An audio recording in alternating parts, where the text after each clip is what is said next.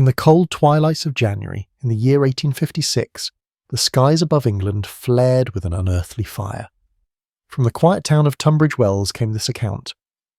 A letter sent to the Illustrated London News, describing a meteor so bright, so alive that the heavens themselves seemed to breathe. And now the story begins, to the editor of the Illustrated London News, Tunbridge Wells, January 7th, 1856. This afternoon, about 47 minutes past 4 p.m, sitting opposite a window looking southwest, I was struck by the appearance of a most brilliant meteor descending with considerable rapidity at a slight angle towards the south. First appearance, 47 minutes past 4 p.m.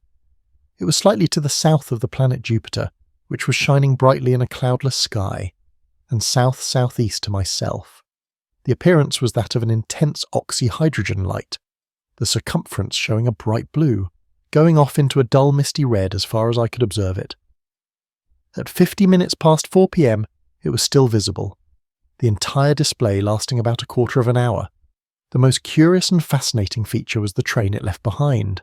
At first it appeared as a bright straight line, like the flaming sword of the destroying angel hanging over a doomed city. Its colour was pure white, its brilliance almost deceiving the eye.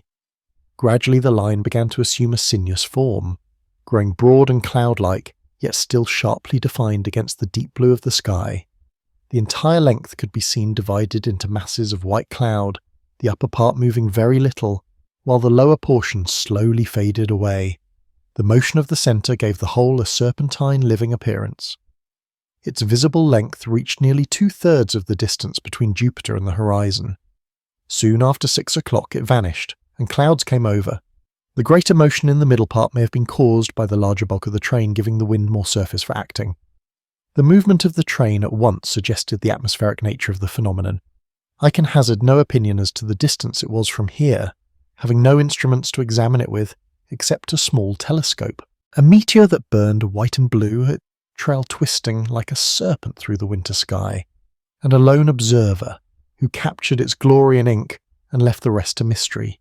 Another wonder, another secret uncovered by the black folder.